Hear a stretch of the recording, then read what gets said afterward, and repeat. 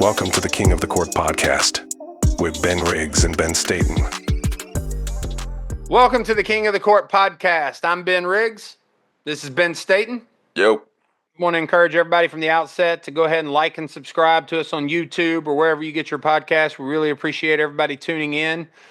We had a great game, or an interesting game, between the Lakers and the Spurs last night. The first one got canceled as a result of the fires in Los Angeles. It's a really difficult situation.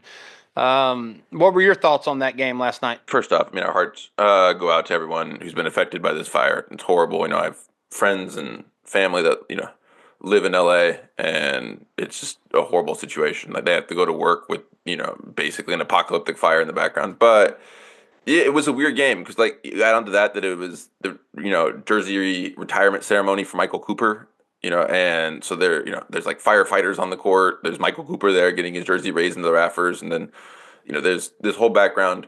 And to me, it epitomized sort of two teams at different points in their life cycle. You had the Lakers, who, title-winning team. You forget that when we discuss about them with the LeBron AD duo that are, they're on the tail end of their run.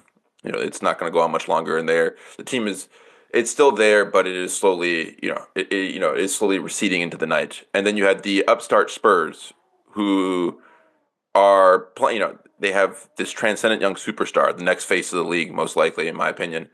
The heir apparent in terms of all-time greatest prospect after LeBron, who sort of are surging in a their trajectory is upwards, if still a little bit rocky. It's not it's not continuously upwards. It's a sawtooth climb. Yeah, there you go. And I think that one of the things that was most impressive to me was the Spurs' ability to deal with adversity. This is a young team that, if we're just going to be totally real about this, is completely carried by one player, Wemby. His teammates aren't necessarily bad, but if you were going to take all of his teammates and you were going to say, how many of them would be rotation players on an elite title contender like a Boston, a full-strength Dallas Mavericks, an OKC, even the Knicks, for example, you're talking about one or two, maybe three, max three, I would say close to one or two. You said starting players or rotation players? Rotation pieces. Yeah. Starting players, there you would be hard-pressed to find one. And to start, are you starting anyone from the Spurs on OKC? I'm not starting anyone from the Spurs outside of Victor Wembanyama on OKC, Dallas, the Knicks, Cleveland.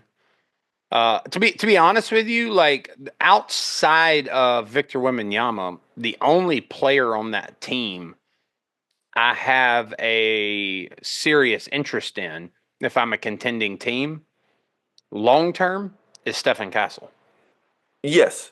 And I think Vassell has the potential to, although he's inconsistent this year, and what you saw last night, when he is on, he is a very good offensive player. This year he has added he's added an element of his game where he now is trying to dunk on everyone that wasn't there for the first 3 years. In fact, he was very much a mid-range shooter. And this year, he's had some of the best dunks in the league, quite frankly. Well, but to that point though, about Devin Vassell, in that conversation on maybe as the sixth man on some of those teams, but the thing about the role that Devin Vassell plays as a scorer is that when you start looking at the Knicks, Memphis, Houston, Dallas, OKC, Cleveland, the role that he plays is already filled. Oh, by a better version. Like that. You can't be a team like that without already having that piece in place. The reason I'm interested in Stephon Castle is to have an elite defender with length and strength that can handle the ball and score. To me, that's a pretty valuable piece. I don't know that I'd put him up there with Amen Thompson, but he's in that prototype. Yes, I think, Vassell, the issue with Vassell is, one, he's inconsistent. Night to night, you're not really sure what production you're getting. Two, and this is something that I think he can grow out of, but he gets tunnel vision. He really hunts his own shot a lot. It can seem like when he's on the court that he thinks he's the primary option.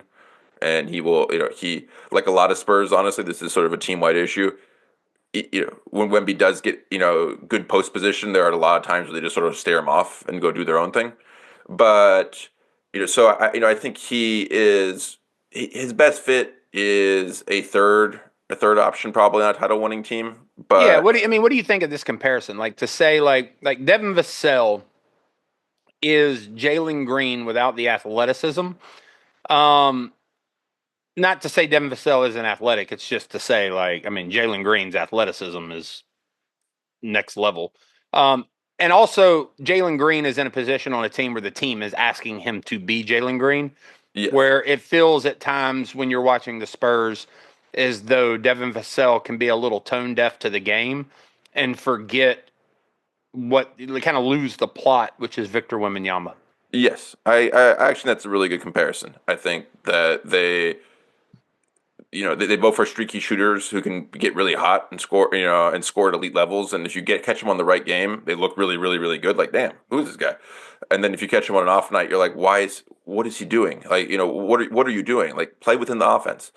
And I think the one player that I think is clearly established himself as a long-term piece, a core piece, is Castle, as you mentioned. Now, the Spurs. Real quick, could we frame this as like how do you build a contending team around Victor Wembanyama? Like how many pieces are already in the building? What do you need to go find? Because everybody's looking at the Spurs, as you said, they're on an upward trend. It's a sawtooth climb. One night, or specifically Christmas Day, you watch this team and you're like, holy shit, they're a lot better than they thought they were. And, a lot of that is how great Victor Wembanyama is. The next night you watch it and you're like, I'm not even sure what I'm watching. But they're clearly on the upward trend. It's a sawtooth climb. Everybody is looking forward 2-3 years from now saying, certainly the Western Conference is going to belong to, a handful of teams, it would seem. And the San Antonio Spurs are almost certainly one of them. And so what does that team, like when the Spurs have arrived, what does that team look like? So there's two different options, and this is sort of the debate that is going to be, and it all revolves around one position on the court, and that's the four. What type of power forward do you want to put next to Wemby? And the Spurs, right now, they have two different type of lineups they play. They have one with Jeremy Sohan. So Sohan's a really fantastic defensive player, very switchable, rugged rebounder, actually impressive post player this year. A little undersized to be a four, but has athleticism and can score in the post. And the Spurs like to pair him with Wemby in their starting lineup. And what it does is they have Wemby play on the perimeter, and they have Sohan play basically as a traditional big down low. And that is right now. That's clearly the model they want to go with. It has some successes. When you look at the Sohan lineups, defensively, those are the best lineups the Spurs play. The most played 5-man lineup with Sohan is Chris Paul, Harrison Barnes, Devin Vassell, Sohan, Wemby. They played over 100 minutes together. So is Castle and Sohan kind of are they players that don't typically get a lot of overlap in the rotation? Do they stagger those two players? You have to stagger them, and this is the issue right this. So like the 5-man lineup with Paul, Barnes, Vassell, Sohan, and Wemby is plus 15 net rating, plus 15.5. It has a 115 offensive rating, which is 115.5 offensive rating, which is good, not necessarily elite, but very good, and a 100 defensive rating, which is very, very good. And so it's a very solid lineup. However, the worst lineup combination the Spurs play also has Sohan, and that is Paul, Barnes, Champagnie, Sohan, and Wemby, and that is a -5 net rating. And that's because it's a 102 offensive rating and a 108 defensive rating. So it's really good defensively, but impossible to play offensively. And the problem that Sohan causes for the Spurs, and this is partly of the Spurs' own making through their drafting, is if you have to play shooters around Sohan and Wemby. Because if you don't play shooters, basically what happens is the teams clog the paint. It reduces the Spurs into basically a jump shooting team. Wemby prefers to play on the perimeter at this point.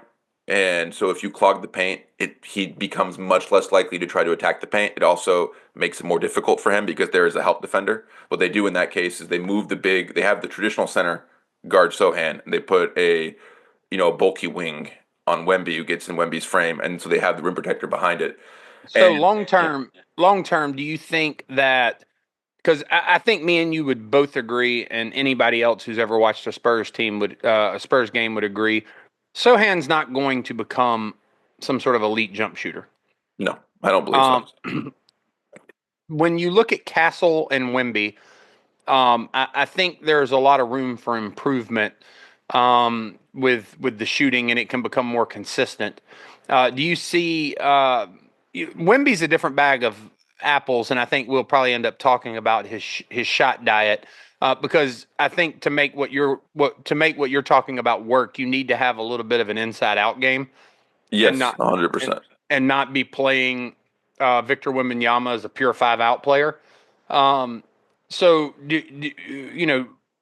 we'll talk about his shot diet later, but do you think Stephon Castle is going to develop into, I'm not going to say an elite, like dead eye shooter, but do you think he's going to develop into a good shooter? I think he has the potential. I think the issue with him right now is his mechanics are inconsistent. There are times when he shoots where the shot looks really, really smooth, and it goes in. It looks like an elite shot. There are times where it looks like he's not even gathering the ball properly, and the release points vary. So I think that he needs to work on the mechanics. I think that he has but I don't in terms of the players that worry me the most when you're talking about shooting are those that clearly don't have touch. Like the shot's just really hard, or like it's sort of it's too fast. He has touch. Like his ball has arc. His His ball. mid-range shot Yeah. isn't bad. No, it isn't that bad. And so I think he needs a lot of work. But I think that the Spurs have a really big affinity for drafting high-level defensive, athletic, wings or guards, like in Sohan and Castle specifically, that have clunky jump shots. And that works if you're able to fix those shots. You've hit a gold mine. I think in my opinion, Castle is the rookie that has showed the most promise this year because if he gets even a 36% 3-point shooting from three, if he hits that level, I think he's pretty much a surefire all-star. You saw in the game against the Lakers, he plays he plays so smart for a rookie, so intelligently. He identified early on in the game that he was being guarded by Austin Reeves and he had a strength advantage, and he methodically would work the matchup and just attack the paint. And what you saw, the interesting thing about why that works specifically with Wemby is the Lakers have, in my opinion, the second best pure rim protector in the league in Anthony Davis.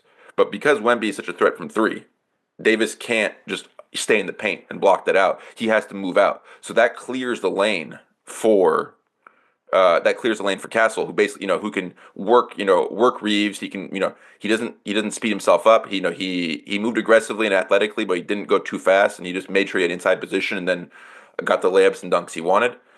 And that's the reason they won the game. Like it was the Wemby didn't have necessarily his best game he's ever had, but his gravity kept on pulling the rim protectors of the Lakers out of the paint, and the Spurs started really taking advantage of that, especially in the second half. When you throw in Sohan specifically onto that team, and you put them together, the defender on this person who Sohan is defending Sohan stays in the paint. He just even if Sohan's going to make 2 or 3 threes, he's not going to leave. And so that when Castle and Sohan have shared the court, that takes away basically all the driving opportunities that Castle has. And it basically neutralizes his most effective skill right now. So and the offense bogs down a lot. Turnovers happen. That's why I was asking about Castle's shooting. Yeah. I understand what you're saying about it's really difficult for Sohan and Castle to share the floor, and if Castle can't develop into a threat from the perimeter, then it's hard to imagine what Sohan's place on this team moving forward would be. But there are things Jeremy Sohan does that I really like. Yes. Jeremy Sohan will be a player that teams are interested in. Yeah, and you saw the flip side of what the Spurs were missing.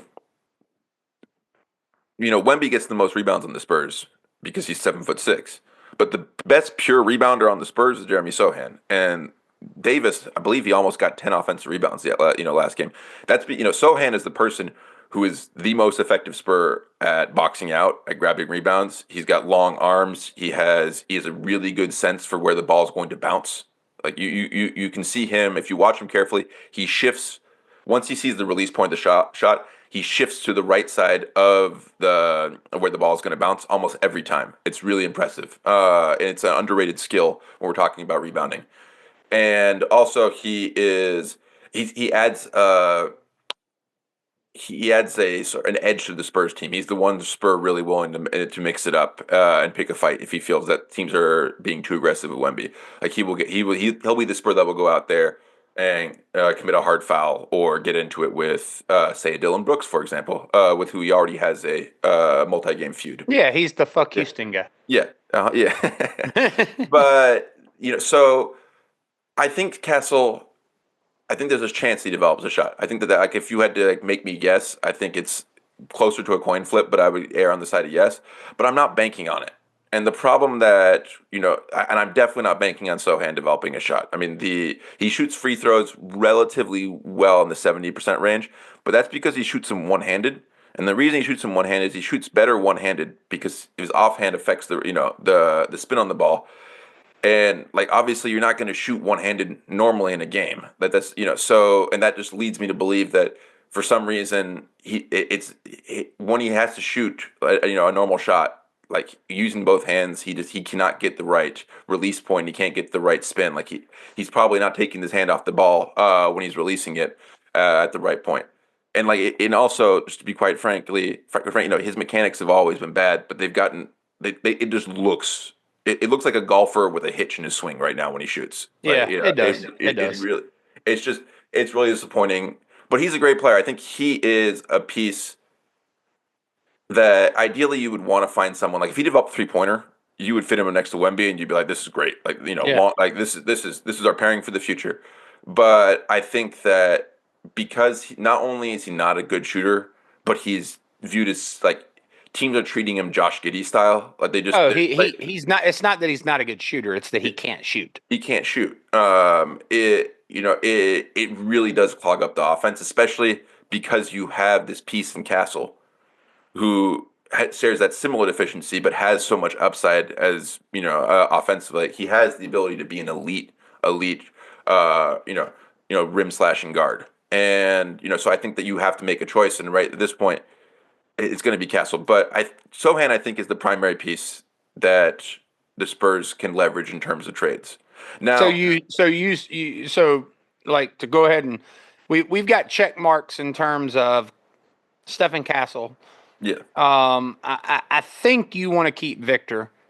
And so we're keeping Victor, Stephon Castle, and basically what we're saying is that Jeremy Sohan is a positive value player that really doesn't fit long term with what the Spurs are doing, and so you think he's going to be leveraged in a trade.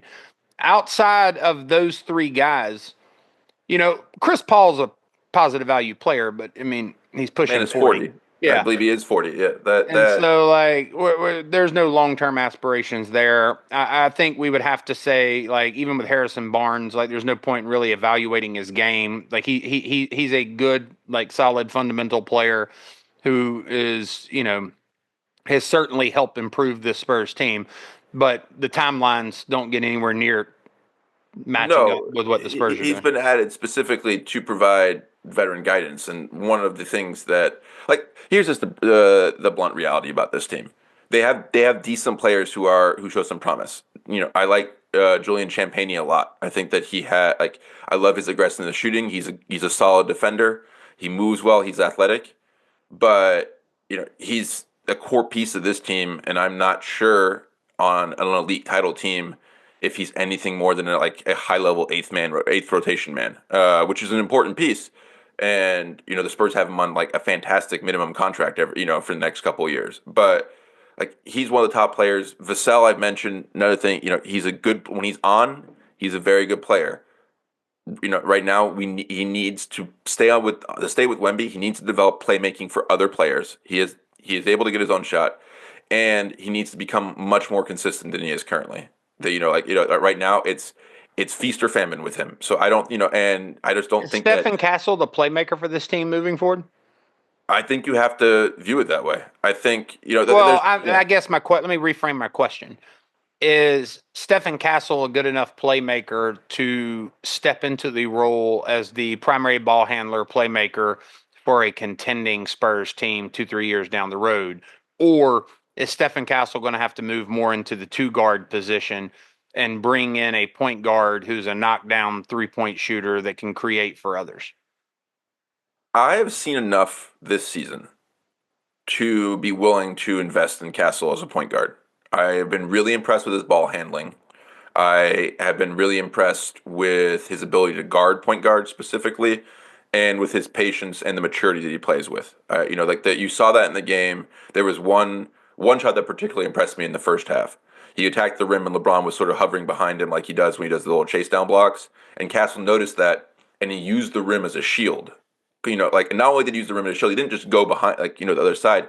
He shifted his body away from that and released the ball really close to the backboard so that LeBron would have had to reach completely around. Like you'd have had to have like Inspector Gadget type arms to even have a chance, and then LeBron didn't even contest it.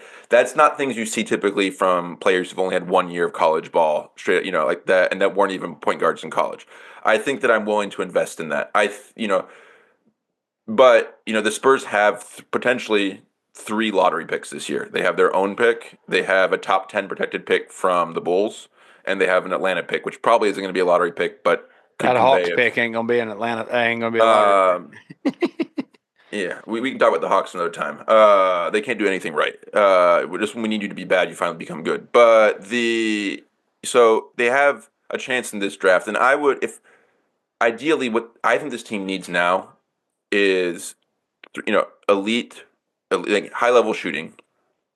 Well, I think, real quick on Devin Vassell. yeah, yeah. So if Stephon Castle, if you're going to invest in Stephon Castle long term as your point guard, is Devin Vassell your long term two guard? Personally, I would like an upgrade at that position for Vassell.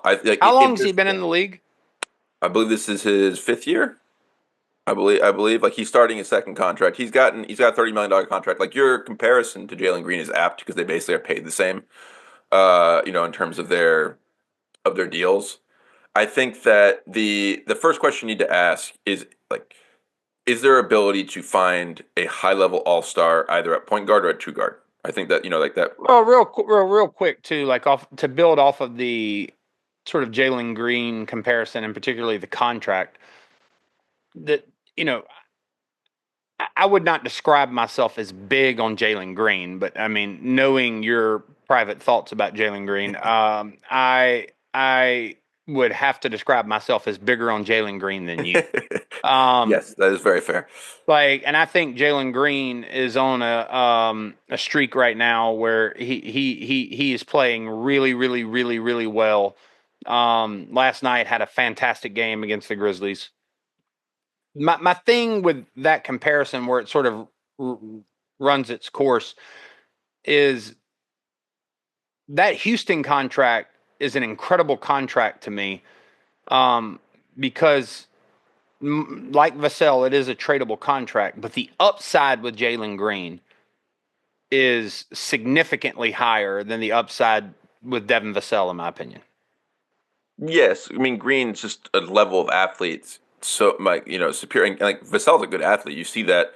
I mean, he dunked. Yeah, this is no shade at Devin Vassell. Yeah. Vassell's he's had a great dunk on Davis, and you just don't see that very often. He's just not someone who gets dunked on, especially when he has good position. Like he had a good position defending that. It wasn't like he was trailing the shot. But I mean, Green's a top 5 athlete in the NBA. Just point blank. And his the closest. In fact, he may be second or third behind his own teammate, Amen Thompson, in terms in sheer athleticism. Like the top end, like just jumping ability and elevation, like hang time, like both of those two are completely in a class of their own.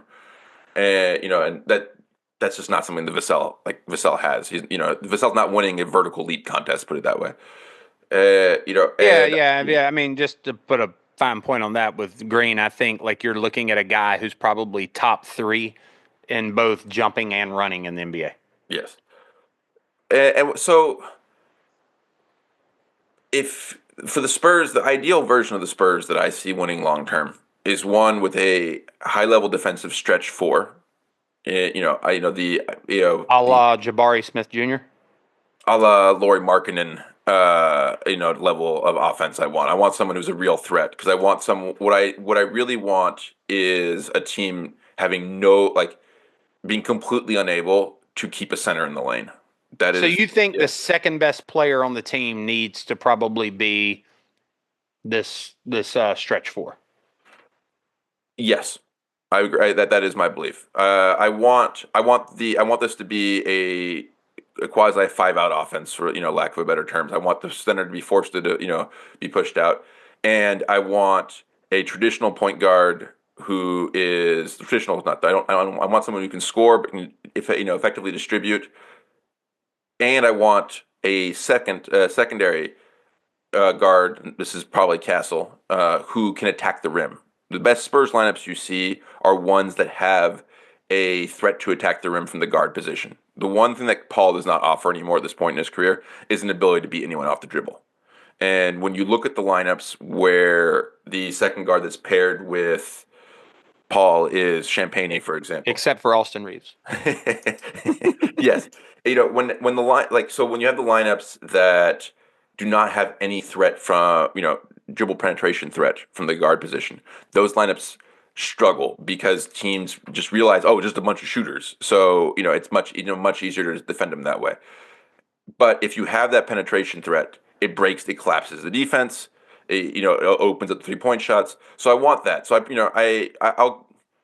know I mentioned I think that Castle can't be the point guard, but I do think if you can get a high level a Darius Garland level guard or a De'Aaron Fox level guard, that's probably out of your you do that, you probably have to give up so many assets, it's not worth it in the long term.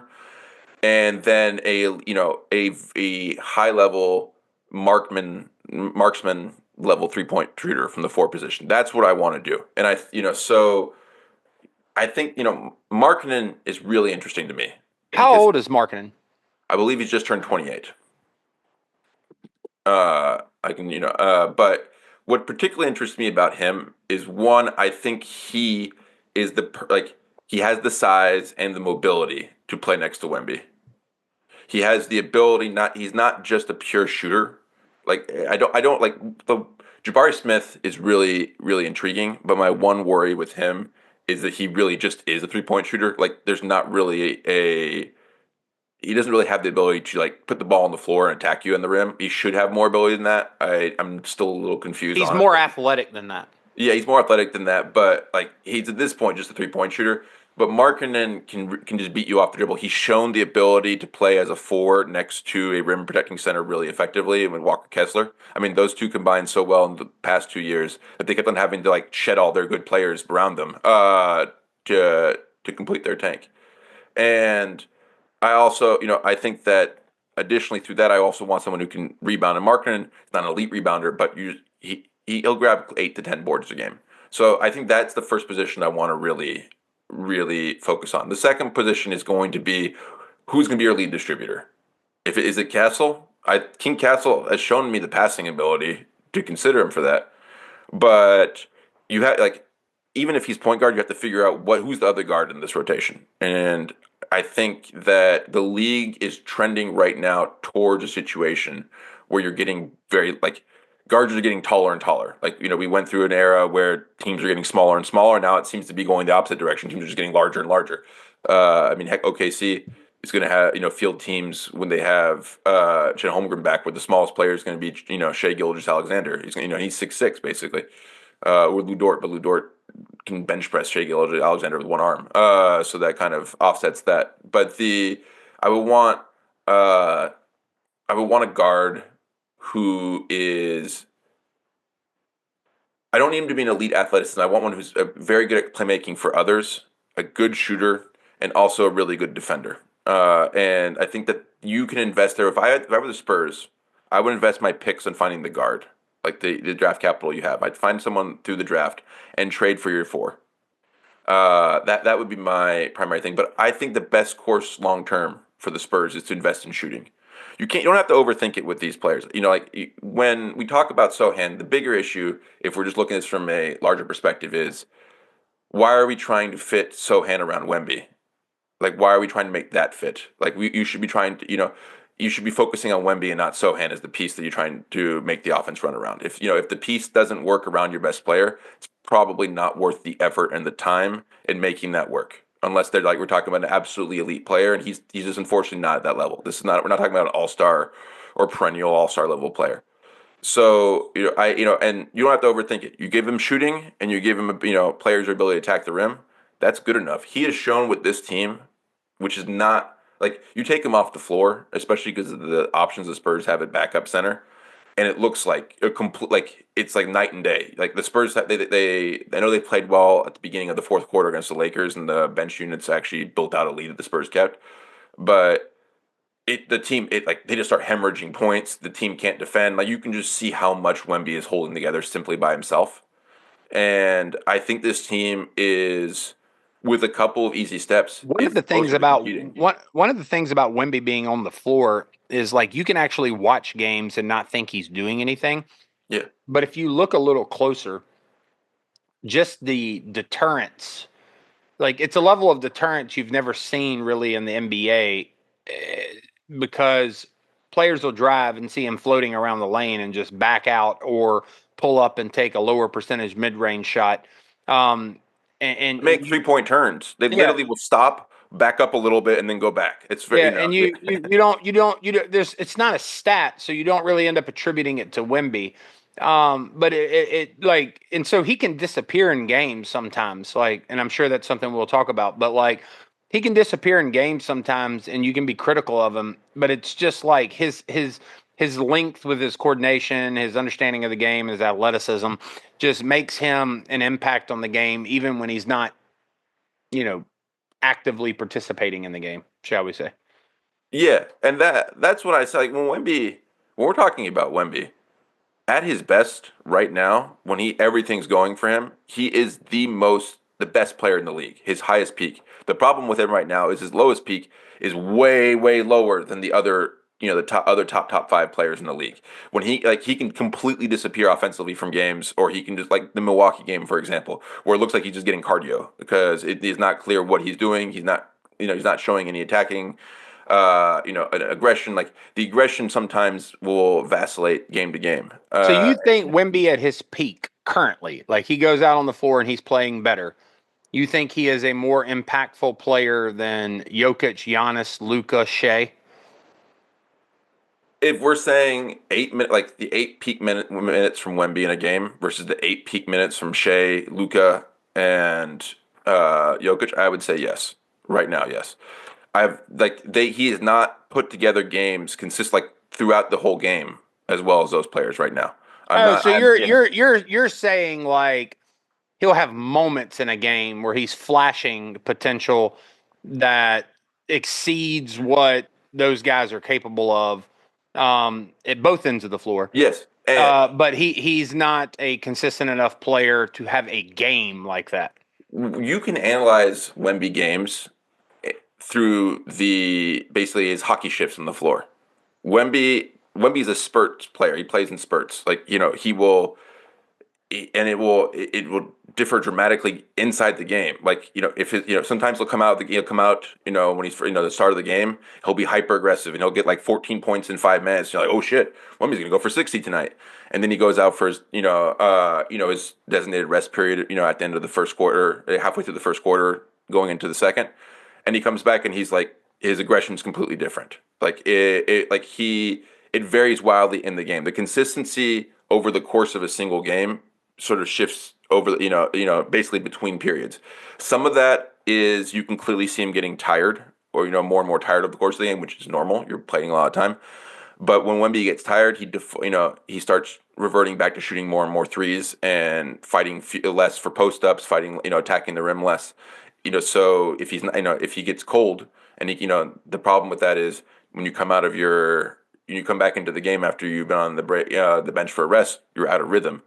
And sometimes he just starts deferring, starts just shooting threes. And if he's not in rhythm, Wemby needs to get in rhythm to start hitting his shots. Like he's very much a rhythm shooter at this point. But and like you've seen that in games too. Like one of the issues the Spurs have had this year is at the beginning of second halves, Wemby tends to be really, really, really good. Like the first 6 or 8 minutes, he plays like 8 minutes of the third quarter. He tends to come back, focus after the halftime, the clear plan. He's thought through. Like he's a very cerebral player. You can see he's thought through the defense, and he's going to try to adjust to it. And he'll put in like a really, really good shift. And he'll go for 8 minutes. Then he comes back for like the end of the third or the beginning of the fourth, or like sometime in the fourth quarter, and he's passive again. Like what Wemby needs to do to reach the next level is maintain the level of aggression throughout a game.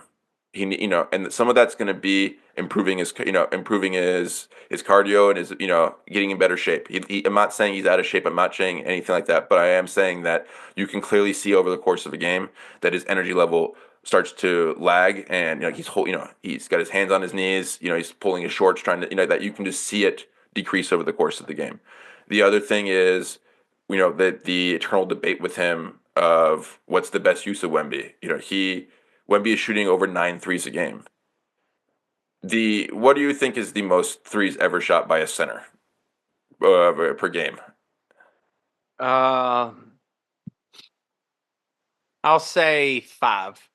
Well, it's Porzingis, and he shot 7. So Wemby is shooting 2 more threes per game than any other center ever has, and that number is going to keep on going up. He is shooting in volumes of threes. He's shooting with the elite guard, like the Steph Currys of the world, like the Anthony Edwards. Yeah, and Porzingis is kind of he's in a completely different situation. Yes. Where because of the spacing on the floor and Boston's elite ball movement, like Porzingis, and with Porzingis, like one of the interesting things about him is he actually spots up probably from the 25-foot range. He actually likes a little bit of space between him and the 3-point line, so the spacing is even more exaggerated with him. Yeah. And that coupled with the elite ball movement in Boston, like these aren't threes that Porzingis is taking that bother you. No, he's not taking step back, fade away 3-pointers over. All of his over are Dalton catch and Connect. shoot. All of his are catch and shoot with space. Yes. And no one's going to complain. Nobody's ever saying a word about this. If you're a good enough 3-point shooter, shoot catch and shoot, which he absolutely is. You could. I'm not saying you can shoot that many threes. I am saying that if you replace some of the wilder threes, the 2 or 3 a game he shoots that are like fadeaways, and put him in the post. Like the things he does in the post are remarkable. Like he pulls off moves because his arms are so long that you just never seen a player do. Where he'll just like wrap around someone and then just dunk over them, like because his arms are so long. And he's shown the ability to make some like fadeaways. Like some like fading away to the side. He's shown some. He's starting to develop a game where he's got a couple of moves where he'll back someone up and then do a quick turn, quick turn over his shoulder and just lay it in with with an outstretched arm. What makes his post game more remarkable is if you look at his feet, he has no idea what the proper footwork for a lot of these post moves is. In fact, he's inverted his feet a lot of times. So what you see him have to do is he sort of jumps and spins himself in midair to get himself in position to shoot at the rim. Like that is the part of the game right now, his game, that it's the most effective use of him, in my opinion. You keep the 7'6" guy close to the rim, which allows you to benefit from the fact that he can grab a lot of offensive rebounds. It allows you to benefit from the fact that once you put the 7'6" guy close to the rim, the entire defense surrounds him like a pack of wolves. So you have open shooters. He is elite. He has got great touch, and if he can develop, I know this is like typecasting, but he needs go-to moves. He needs the Tim Duncan back up, turn over your shoulder jump hook. He needs the sky hook. Yeah, I mean, even in like another word on top of go-to that I think is interesting. One of the things, like if you take like the Lucas, the Shays, like guys like this, and I know we're talking about a different style of basketball when we're talking about those guys, but like even James Harden. Yes. Like you're talking about guys that like when you watch them, like they're doing these amazing things, like knocking down shots, making passes that like, and I'm talking about prime Harden, but like it gets lost on you that like all of that is built on top of a foundation of fundamentals. Yes. Like, those guys are so fundamentally sound. Like, Luka's ball handling, Shea's ball handling, like, it's sophisticated, but like baked within that is incredibly sound fundamentals, like perfect fundamentals, with both footwork, angles, all of that. Wemby strikes me as a player who, because of his size and coordination and athleticism, for so much of his basketball development has got to circumvent a lot of that. And so you'll see him make mistakes that other players in the league playing his position, trying to do what he's trying to do, don't really make. Like, he's never been in a position where you had to tell him to bring the ball above his head. Like, to have a high gather. Keep it above his head, yeah. Yeah. He brings it down here so that players can just slap it out of his hand. Happened a couple times last night in the game with the Lakers, where he's coming through the lane and he's LeBron going to give just Sean knocks it Elliott, out. the Spurs announcer, an aneurysm over that. He's been complaining about that for 2 years now.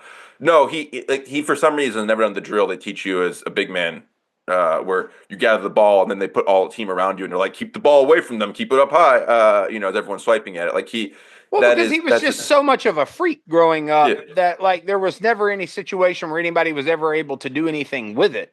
Like, I mean, now you're in a league where every team has someone there that's not your height, but like, you're not, like, you going up against Anthony Davis, like, you're taller, but like the gulf isn't so like cartoonish that like Anthony Davis doesn't have any business being out there. You know what I mean? Like, No, Anthony yeah, Davis. 100%. Anthony Davis is, and I do think that with Wemby, that's something that, like, and it can happen with a lot of players that are really great. Like, they're so good, and in Wemby's case, so physically gifted that you can look at them and think like, oh, they're so much better than everyone around them, that like the gulf is insurmountable, in the sense that, like, it's almost like you think Anthony Davis doesn't have any business being on the court with him.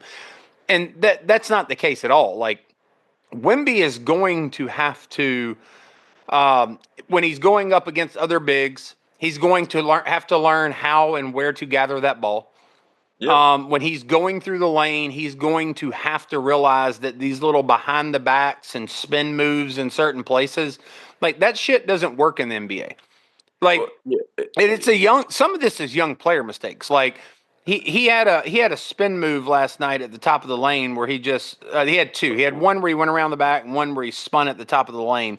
And like, it's a problem where, you saw it early in Cooper Flagg's season at Duke.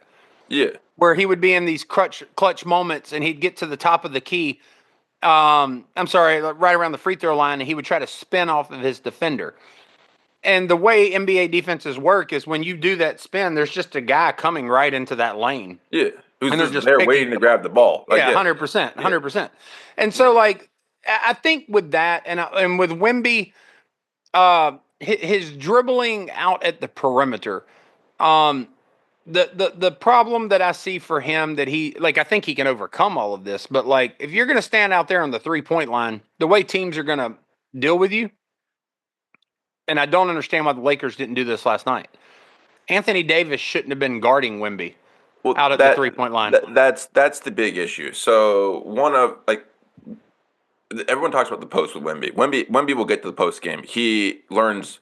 One of the things that's amazing about him, and why I think he does legitimately have the potential to be the greatest player of all time, is he is developing so rapidly. Like, there are facets of his game he's clearly gotten better at already, like markedly better at compared to just last year when he came in the league. And the post game, he is learning. His footwork's off a little bit, but he's trying. He's getting better at establishing position. He's getting better at realizing, hey, if I'm going to post up someone, I need to basically plank, get really low, because they're going to try to shove me, and really work. I have to really fight, and and to get that. Otherwise, they're going to shove me all the way back to the 3-point line, because the refs are not going to call that.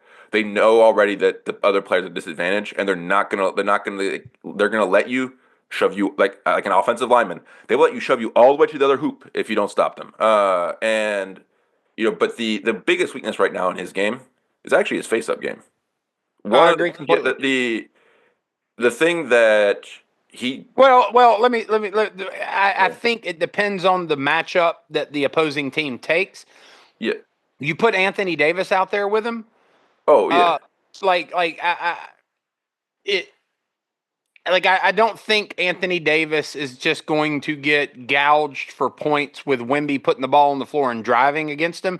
But the discrepancy there is less to me than when teams make the decision of putting like a 3 or a 4 on Wemby, Oh, that's like a that's exactly. Dylan Brooks, a Yeah. PJ Washington. Put that guy out there on Wemby Yep. because Wemby is not beating him off the dribble. Well, that's the thing. So the Wemby's secret power, besides being 7'6", which is pretty big secret power in itself, is the fact that he moves more fluidly than basically any center in the league, even though he's 7'6". Like he moves as fluidly as most like small forwards. Like that it is remarkable. Like you can just watch the warm ups of what he does. Like he plays. He'll play the little soccer games. Like he moves like a ballerina. That's how graceful he does. Kareem had the same ability. Like it's their agility and their fluidity that makes them the special player they are, not the fact that they're a giant tree trunk.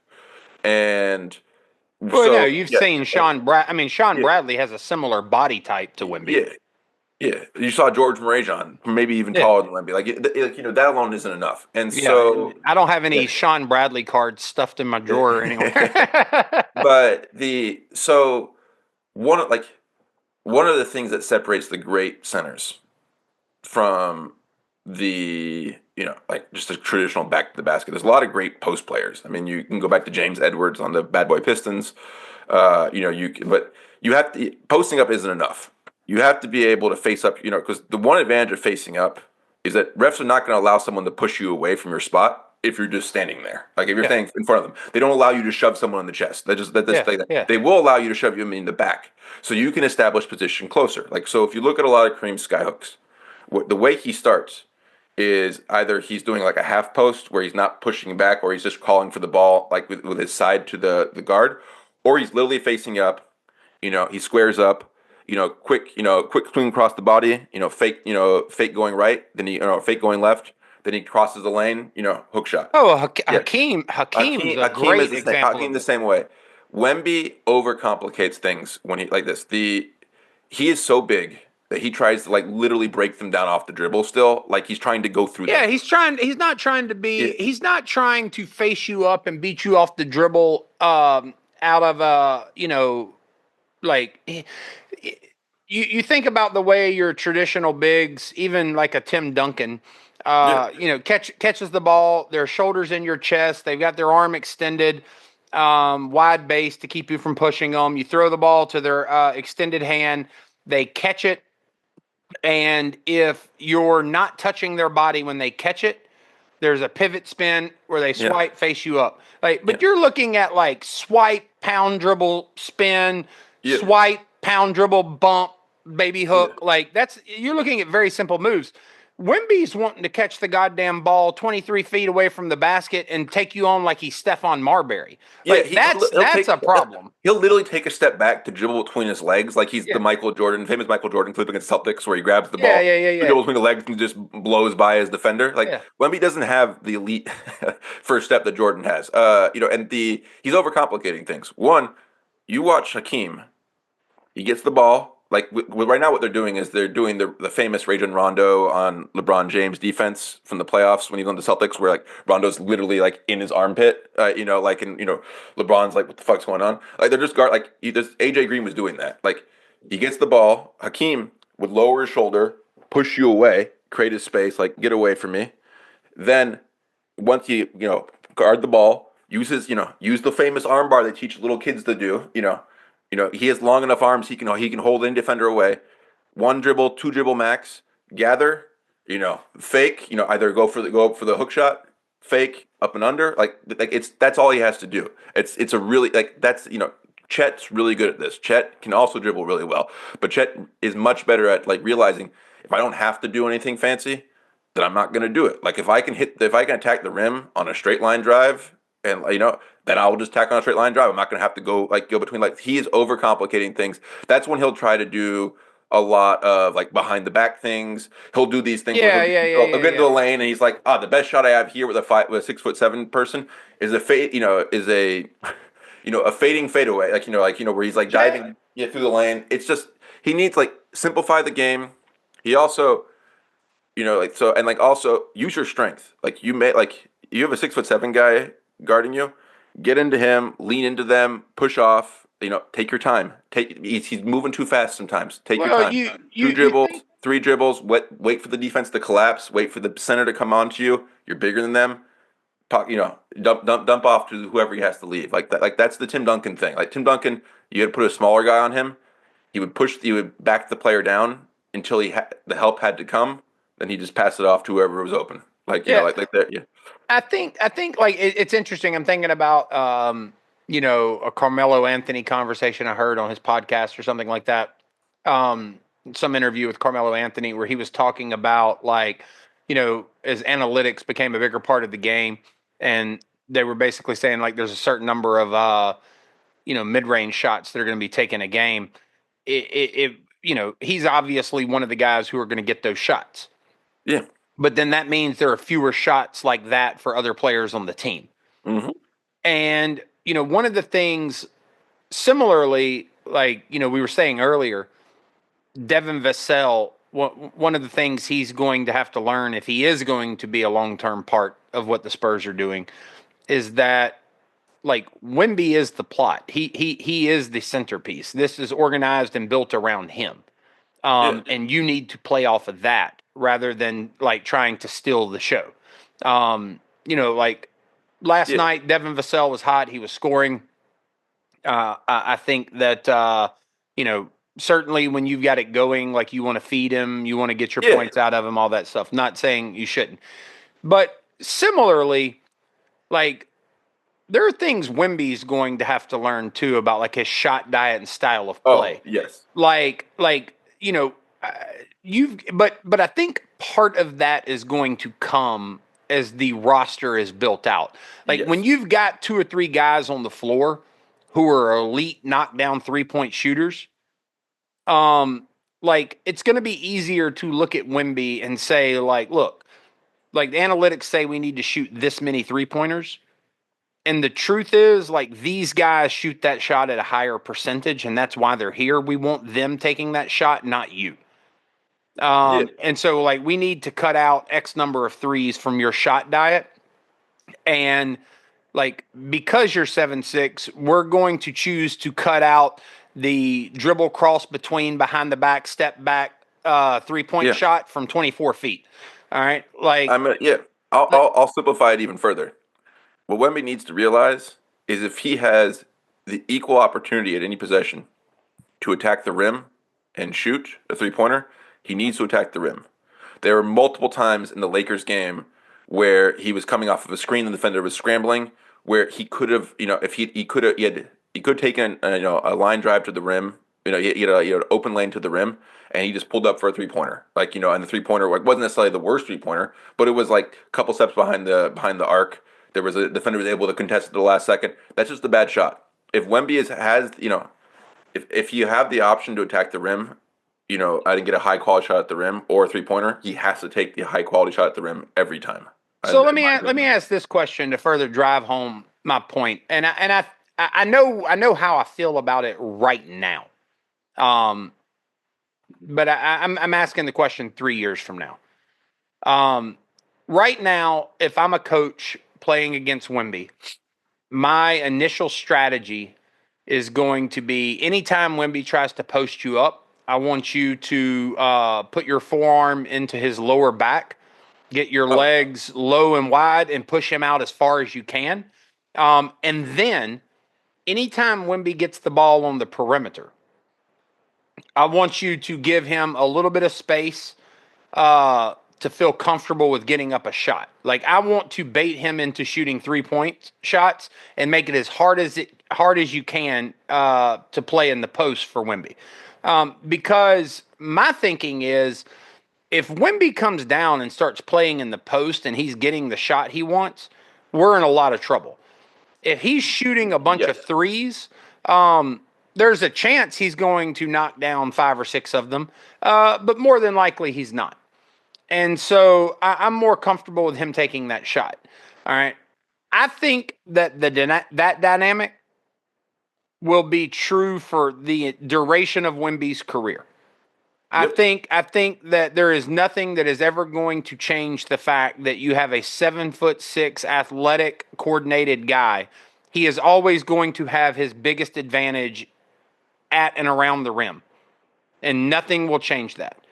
And so I'm going to always be more comfortable as an opposing coach with him shooting threes. My question is this: right now, if Wemby gets the ball at the 3-point line, as an opposing coach, let's say I'm Houston, Dillon Brooks is guarding him. And the reason I'm putting Dillon Brooks on him is Dillon Brooks will play him physically aggressive. He'll try to be antagonistic with him. But also Dillon Brooks is a pretty good defender, moves his feet well, and I think Wemby will have a hard time beating him off the dribble. And I think there's a bunch of players around the league you can point to that can kind of play this way. P.J. Washington was one I mentioned earlier. But these long guys who will play you physical and can have good perimeter defense. Do you think Wemby is going to get to a place in his development as a player 3 years from now where those guys will not be able to guard Wemby off of the dribble from the 3-point line? I would expect so. I would expect so. I think that's like the goal right now. Like if you are a team who has a wing that is able to guard Wemby in the sense that they're strong enough and they're tall enough to and are willing to put in the effort to just get really physical with him, then you have to have that person guard Wemby right now. It is like that is so much more optimal for your team defensively than having your center guard him. Wemby torches centers. He at this point he's gotten to the point right now he's torching every center, and so you have to guard him with the wing. I think that, and the one thing that it does is like any defense's goal right now with Wemby needs to make him one-dimensional. And the reality with how Wemby plays is he's not really ever going to be one-dimensional and just attacking, like playing in the post. That's just not how, if he's going to be one-dimensional, it's going to be on the side of him just bombing away from three.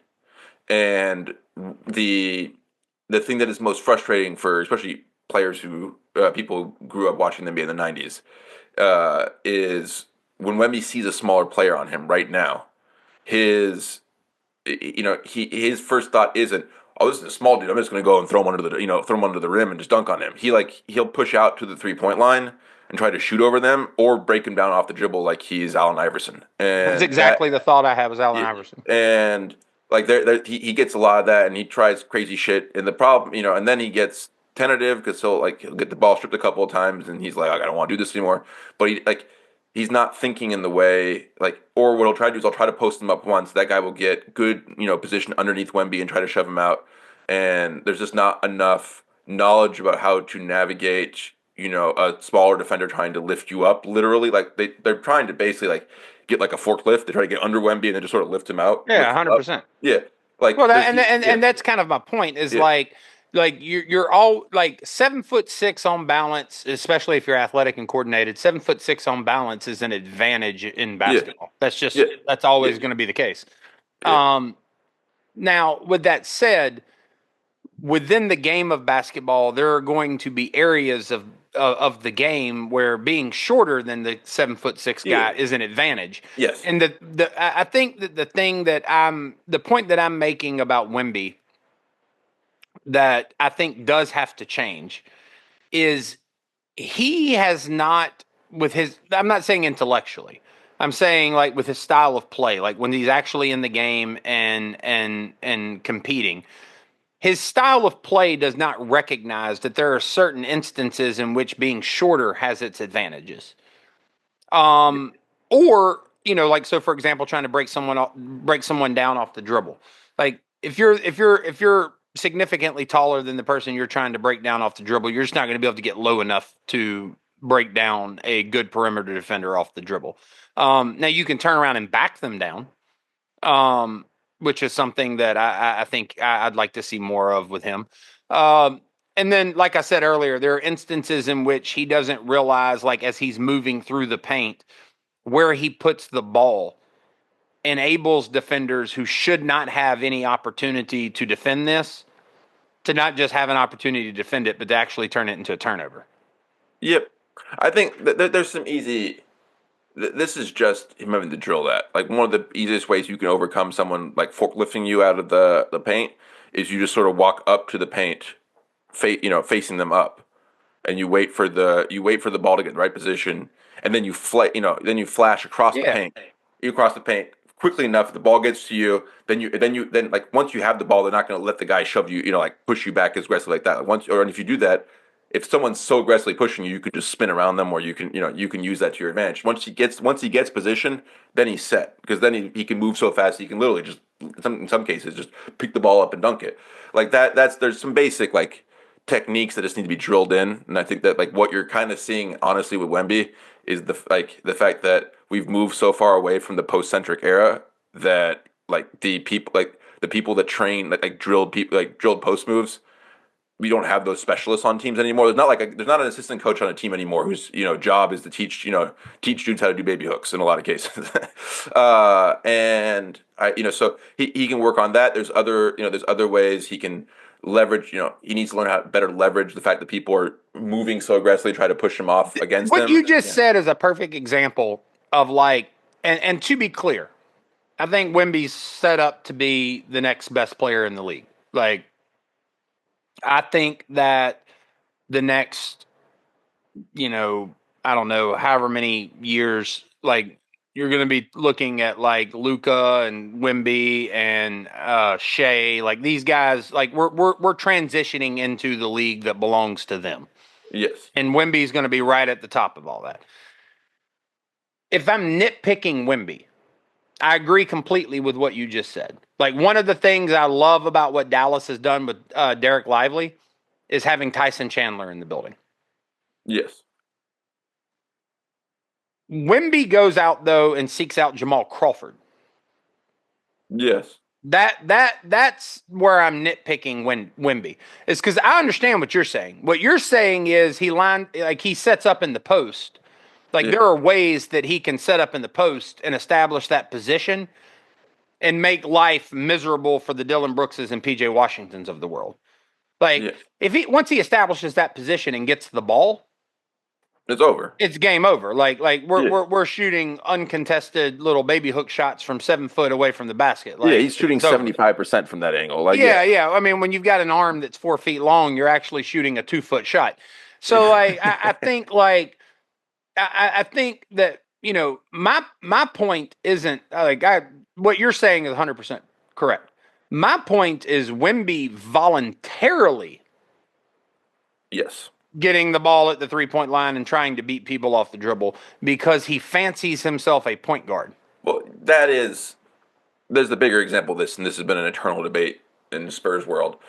They've tried to do a lot of pick and rolls with Wemby. Like, at the first thought you have, Chris Paul. Wemby is like as a lob threat. That's going to be. As soon as he got signed, everybody was saying Lob City. And then Wemby doesn't want Wemby steps out to the perimeter on those rather than attacking the hit rim. He wants to be, and he's very clear about how he views his development. He does not want at this point to limit his game in any way. He doesn't want to hyper focus on anything. He wants to have as many tools as possible. And I will say this: he's gotten this far. He is uber talented, and so I'm not going to question Wemby. Wemby knows himself best, but I will say that I think I think that what he's doing is actually at the expense of building out a post game, because I think that his and right now he's actually walling off the part of the game I think he's going to become the most valuable to him. And I think that the one thing I would question about the Spurs is where do you see him fit fit long term? Because if are you seeing a Kevin Durant, which if you read the ESPN article, they seem to think there's a little bit of Kevin Durant there. Are you seeing a Kevin Durant? I'm seeing a better player than a Kevin Durant. I'm seeing a Kareem with ability to do some Kevin Durant stuff, which is an infinitely better player than Kevin. Like Kevin Durant's a great player, but like if you combine like the Kareem elements with the Kevin Durant like shooting ability, like ability to get his shot in the perimeter as well, to me that's a much more valuable player than just pigeonholing Durant. I mean Wemby as a bigger Durant. If I Yeah. was fashioning because here's the point that I'll make. Like Kevin Durant's first step is extremely explosive. His ability to stop or not even stop, but like fluidly get up into a mid-range shot off the dribble. He may be the best in NBA history at that. Just 1-2 dribbles and straight into a pull-up shot. Like I do not see Wemby ever being anywhere near as efficient with that type of shooting as Kevin Durant. With that said, I agree with what you're saying in that, like, I don't know why we're aspiring to the Kevin Durant comp. Yeah. Like, I'm thinking more like Kareem Abdul-Jabbar and Kristaps Porzingis had a baby. Yeah, that's I think that's a really good comparison. And the reason why I think it's even more important is the one thing this goes back to the limitations of just having someone shoot threes. Like and this is we see this with Ant. Like right now where he's bombing away like 12 a game. You like Wemby's other skills are like he's an incredibly good passer. Like it's the most underrated part of his repertoire. He's a very high level passer. Like if you're only shooting threes, you're not taking advantage of his offensive rebounding potential. You're not taking as advantage as possible of his passing ability. Because if he's in the post and the defense collapses, he's able to hit players. He's able to hit people and hit like open shooters. Better than almost any player in the league because he can see over any defense. Like he can just see passing lanes that no other players can't see or can't even attempt because he can just release the ball from a higher vantage point. You're not taking advantage of the fact that you're creating easier shots for the rest of your teammates because you're creating more pressure. Like the shooting 3-pointers is great, but it doesn't actually, and it can be really valuable, but it doesn't create as much pressure and put as much stress on a defense as someone who is continuously getting to the rim because there's just not much help defense that a secondary defender can do on a 3-point shooter. Absent just straight up double teaming them. So I think that while I do agree that his ability to shoot 3-pointers is really important, I don't think that it should be the primary thing, his primary offensive weapon. And that's sort of where the dichotomy is right now. I think Wemby views it as primary offensive weapon. I think if you ask Wemby, quite like if you gave him truth serum, I think what Wemby would say is, look, if I can hit my 3-point shot consistently over over everyone, then I'm unstoppable because no one can really contest my jumper. And so I'm just going to shoot threes until I can get better and I can reach that point. I think that's kind of where he's sort of inching. Oh, I agree with you. And I'm not going to yes, you are correct. If you are able to become a top 5 shooter of all time, there is no one in the league that can currently contest you. I'll just say this though. Like, yeah. Joe Mazzulla, in response to shooting 26% from 3, basically says, "Well, if we make those threes, then we win." And so, like, deep analysis there, Joe. Yeah, but he is right. My thing is like, and this is sort of a caricature or a straw man argument to a certain extent, and I acknowledge that. But like, yeah, if Shaq's a 40% 3-point shooter, I don't know what anybody's going to do with that. And you know what I mean? Like, yeah. And I'm, the point that I'm going to make is that Kristaps Porzingis is a significantly better 3-point shooter than Wemby. If you just project Wemby's development forward, I think that Kristaps Porzingis is a significantly more efficient 3-point shooter than Wemby for one reason. And discounting any team advantages that the Celtics provide that the Celtics provide Porzingis over Wemby. Kristaps Porzingis is a more efficient 3-point shooter than Wemby will be if he continues with this style of 3-point shooting because of the type of shot that Porzingis is shooting.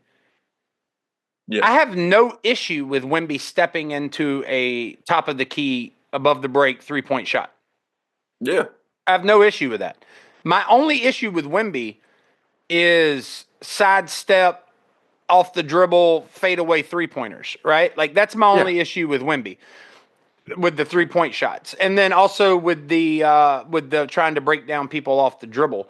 So I mean, like the point, I understand what you're saying about, Wemby can say, well, if I knock down all these shots, like I'm so tall that it makes me, unguardable. Or if I'm able to beat anyone off the dribble, off the perimeter, then it makes me unguardable. And it's like, well, yeah, man, like that. I mean, that's just true about, it's true about me.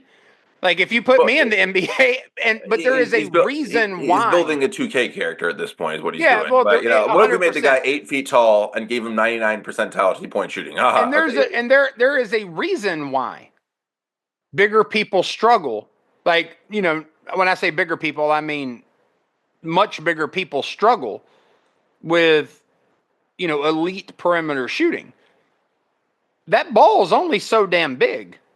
You know what I mean? Getting those. Also, your arc is your arc is reduced. Yeah, and your arc is it's a flatter shot. It's a flatter shot, and like there's that. I also think that to me it boils down to for Wemby for him to maximize that skill and take advantage of that. Like he has to reach like the hallowed level of like top 15 shooter of all time for it to make like for him to maximize. Just like I can shoot over anyone, great. And that seems more unlikely to me than maximizing his post skills and just letting him trounce people in the paint and use advantage of his height and his agility. That seems way more of an achievable or a realistic expectation of him. Like I like Wemby, I think he's a good shot. It's we don't for him to be the greatest player of all time. He doesn't need to be the 15th greatest shooter of all time. If that makes sense. Real quick to put my critique here into perspective, like that's what I'm saying. Like I'm not saying like if Wemby doesn't listen to Ben Riggs, he's never going to be a good basketball player. Like, but with Wemby, we're not talking about good basketball player. No, we're talking about the greatest of all time. Yeah, or at least being in the conversation. Like, yes. I mean, that's the level of expectation that exists with Victor Wembanyama. Is if Victor Wembanyama is just a good basketball player, then I mean I think we've established like he's most likely going to be the best defensive basketball player of all time. But like setting that aside, like and that impact is significant on the offensive end for him to he has to pair he has to become a matchup nightmare for teams. And my point is simply this. If Wemby goes down and plays in the post 100% of the time, the Nuggets are going to leave Nikola Jokic down around the paint. I mean, maybe he's a bad example because he's not like the elite. Last night's game against the Lakers is a good example. You're going to have AD hanging out around the paint, which is going to make things more difficult for Stephon Castle. All right. Yeah. But if Wemby goes out to the 3-point line and wants to live out there, theoretically, the Lakers are not going to put AD out there on him. They're going to put Rui or LeBron out there on him. Yes. All right. And, teams that I think have had more success with this they're going to put Dillon Brooks or PJ Washington out there on him. Dillon Brooks is the player who's guarded Wemby the best in his career so far. And he's done a fantastic job on him. I think that if he plays that one-dimensionally, he's at a disadvantage. I think Wemby can operate in the post. It's just what the rest of his team is able to do if there's a rim protector hanging around the rim. You're not spacing the floor for them, except for shooters. But like in terms of getting to the basket, it'll be a little bit more difficult. But Wemby has the ability to stretch the floor. So if he's playing both ways, the problem becomes you don't know what he's going to do when he comes down the floor. If Wemby goes down there and establishes post position because you're guarding him with PJ Washington or Dillon Brooks, then the other team's going to have to make a switch because he's just dominating them. Yeah. It's the same conundrum that any mismatch player gives you. LeBron and Luka are this way. Like LeBron in his prime If you put a guy who was fast enough to move their feet with LeBron, You go through them. he was going to bully them. Yes. Luka's the same way. You put a guy who's fast enough to move his feet with Luka's just going to bully him. If you put a guy who's big enough, Luka's quick enough to get around him. And that's what Wemby has to do. You have to, when Wemby comes down the court, the other team needs to be in a position where they have to assume he's going to post them up and get the shot that he makes 70% of the time. And that will force them to put a guy on him like Anthony Davis, and then once Anthony Davis is on him, he can draw Anthony Davis out from the basket. Yep. Where if he wants to put the ball on the ground, like it's a little bit more of a fair fight for Wemby now. Yep. And Anthony Davis isn't down there at the rim protecting the basket anymore. That's the thing. He needs to be able to punish smaller defenders in the paint, and he needs to be able, and he already can take larger defenders out, like pull them out and take advantage of that. Like he already has that one skill set. And so, we need to add the second piece, which is punishing the smaller defenders. It does not have to be through a traditional post-up, as I said. I don't need him necessarily. People focus too much on back to the basket, like he's, grappling with that, one spin, fadeaway jumper. That doesn't actually, that wasn't the Hakeem post-up. But if we think of post-up, you think of he faced up. He faced up. You can face up. The Hakeem move, man, that. If you Google or YouTube search Hakeem highlights, it's the Hakeem, the dream shake, man. It's pound dribble spin. Yeah, but it's pound dribble spin. Yeah, fake. It's the most. It is the move that makes people look like they're video game characters. Like he will just do that spin move, and some guy will just jump in the air, and while Hakeem's just standing still, and if he can get any and again, that is not hard. That is just, you can just drill that. He can learn that. He has the agility. A lot of the big dudes, the reason they can't do that is that they try to move that fast with that level of speed and coordination, they will fall over. That's why Sean Bradley wasn't doing spin moves like that, because he didn't have the balance to stay up on his feet. And to be clear, I'm not saying he's got to learn the Hakeem move. There might be a move that's better suited for him, but the point being no, he just facing someone up in a mid post range and getting to the basket. Get the ball on the wing, do the cream, one dribble, gather the ball high, hook shot, sky hook like that. You can do that. You can, there's the Tim Duncan option. You find the bank shot opportunity where you have a little spot in the court where you can bank it perfectly. You force the defender to come out. You do that. You fake the shot. You put your arm out and just dribble into the paint and lay it in. Not to belabor this point, I'll move on after this. But to me, once again, I agree with you completely. I don't the conversation about Wemby has nothing to do with ability.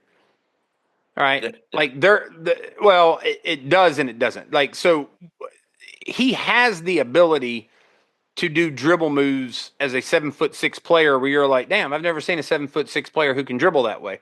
The thing he doesn't have the ability to do is beat elite perimeter defenders off the perimeter, off the dribble. That's the issue. And so he has the ability to punish those guys near the basket, and beat up on smaller guys and make it to where teams can't afford to put those guys on him in the first place. But what he's going to have to realize, and it reminds me so much of these MMA guys that are they're like elite grapplers. Yeah. And the strikers are able to bait them into boxing matches. Yes. By just trash talking them and punching them a couple times, and then suddenly a guy who has virtually no training in boxing whatsoever is trying to fight a striker. Squaring up and trying to exchange punches. And Wemby, the Dylan Brooks, part of their strategy, I think, is to try to get under his skin and bait him into playing their game. Yep. Because that's the only chance they have of matching up with him. If Wemby would just get to a point where he's fuck your game, and go down there and just play his game, he's unguardable. Yeah, no, 100%. It's that simple. It's what's the easiest way to make you unguardable, Yes. and taking a smaller defender and into the paint and scoring over them is a lot less difficult for him to achieve than becoming a top 15 jump shooter of all time. Like you can still work on the jump shot. The jump shot's really effective. It's but like let's focus on the lower hanging fruits first before Yeah. we shoot for the moon. Yeah, 100% agree with you. So, like, I think, like, and quite honestly, like, in bringing it back home, like the conversation with the Spurs moving forward and what this team looks like as a contender. I mean, I think it's obvious there are a lot of players on this team that are not going to be part of, the Spurs 2-3 years from now, the long term Yes. iteration of the Spurs that are built around Wemby's strong suits. But as good as Wemby is right now. I think that what the biggest change for the Spurs as a team and the way they play basketball needs to be is the way in which Wemby approaches games. Because when you think back to like the Christmas Day game, which I think, was a great day for him to come out and like be super aggressive in front of a national TV audience. Yeah. I mean, a part of that is he was hot from three. Like Yeah. the thing about Wemby's game is I think everybody would acknowledge this is like when you look at the greats, um, and it doesn't even have to be like all time greats. It can be like generational greats. Like they have a floor Yes. of a certain amount of points. And Yeah. then these, like Luca's 73-point game, for example, like the floor is there. And then like the step back three and all that stuff is going that night too. And that's where you go from he had 31 to he had 73. It's Yes. like he's able to knock down every shot. Like, so the nights where Wemby's 3-point shot isn't falling, Wemby's easing into the 20-point range on a good night. He Yeah. needs to get to a point where like 25, 26, 27 points is just sort of where he hovers. Yeah. And then when he's shooting 5 or 6 threes a game, 3 or 4 of them are falling. Yeah. That's where like his game starts to get into the 30, 40 point range. No, I agree, and I think that goes back to both like shot selection. The 3 pointer is a safety blanket for him right now. It's what he likes to get in. He gets into grooves, and he gets out of rhythm. Like he's a very much a rhythm player at this point. When he's in rhythm, that's when he gets really aggressive. But he tries to shoot himself into rhythm, and if it's just not falling, it takes him a long time to switch up strategies in game, if ever. There's some games he just sort of floats out. But the other thing about that is going to go back to the beginning part. It's maintaining aggression consistently throughout the game. You have situations where he plays diametrically, opposite to how he played in the first half and the second half. The thing about the Christmas Day game, which was very impressive, was he was super aggressive in the first half, and he came out in the second half, and he was aggressive again in the second half. Like that, maintaining that level of aggression throughout the game is really important. You I can't agree. and he needs to get there because he right now, like as I mentioned before, the biggest issue for him that I see in terms of like performance in game is he comes out of his timeout breaks typically out of rhythm, and it takes him a while to get going. And the way he wants to get going is by 3 point shots, but like his 3 point, when you're out of rhythm, the likelihood of you making a contested three is much lower than when you're in rhythm. And so like he can he'll go through a 6 minute, 7 minute period where he just won't score. And then he'll come back and he'll go back and come back in the game later and he'll score 14 points in like 5 minutes. Like, like that's sort of like it's completely like boom bust depending on like his shift during the game. Real quick, there's one more person. I think we need to close on this. There's one more person who is more central to the Spurs organization than Victor Wembanyama, and that's Gregg Popovich. Um, is Gregg Popovich part of the long-term plan for the San Antonio Spurs? Um, and if not, which it would seem to be very precarious right now that he would be, but if not, is Mitch Johnson, and if not, who? I mean, that's sort of the cloud that's sort of hanging over everything right now. Like, Popovich is in his mid 70s. He just had a stroke. He's recovering. It seems like he's doing better. The Spurs released a statement saying that, he's recovering. On the broadcast, they talked about, they give updates on him periodically. They said in a couple, like that last week apparently was a really good week. I've had family members have strokes. Everything is dependent on the type of stroke you had, and we obviously have not been given that information, or like we haven't seen him. But I would say that the Spurs definitely need, like, you have a 75-year-old or so who just had a stroke. To bank on him as the coach for Wemby's prime seems not. I mean, I'm not trying to be mean or anything. Like, it seems unwise, and I think that there Seems is unrealistic. unrealistic is good. Like, I think that I think Popovich wants to remain involved. I know the Spurs contract has a clause in it where he moves into the front office and maintains. I think him assuming a Pat Riley type of role where he's overseeing the basketball program but no longer coaching the team day to day is something that I would be as uh, the best outcome for the Spurs long term. I think that what in terms of whether Mitch Johnson is the future, I will say this: the team has played well for him. They haven't been world beaters, but they have played 500 ball. The team seems to respond well to him. They seem to like him.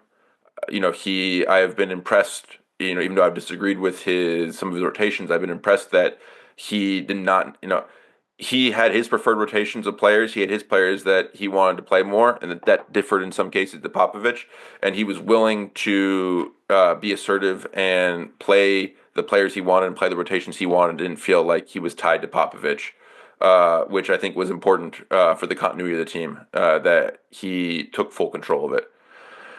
I think the question comes with regards to, the I have had.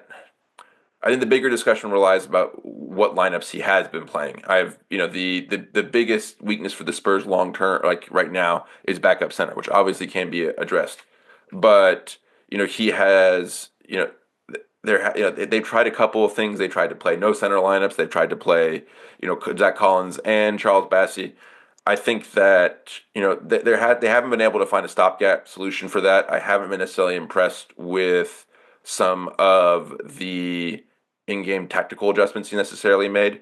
But at this point, you have to, like, he's earned he's been with the team for a long time. I think he's earned at least a look through this entire season. If it goes bad at the end of the season, like, if they crater at the end, then I think the Spurs need to be serious about looking for another coach. I think the Spurs organization and Spurs fans in general sometimes can be too attached to tradition and to people that have been great in the past, and not realize that there's been some fall off and there's been some like we haven't seen the same results we have in the past. I think the Spurs need to be aggressive in looking at other coaches. I think that this would probably be the most sought after coaching position in the league.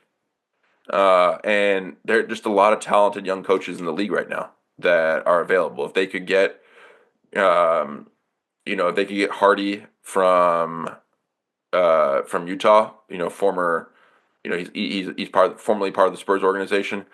That would be amazing if they could. If they could find a way, there's other good young assistant coaches. There are a lot of other people and other options out there that need to be considered, as well. And I don't think that we should necessarily be fully attached to him, especially if we don't necessarily, if for some, like, if we just continue as we are now and are like get into the play-in.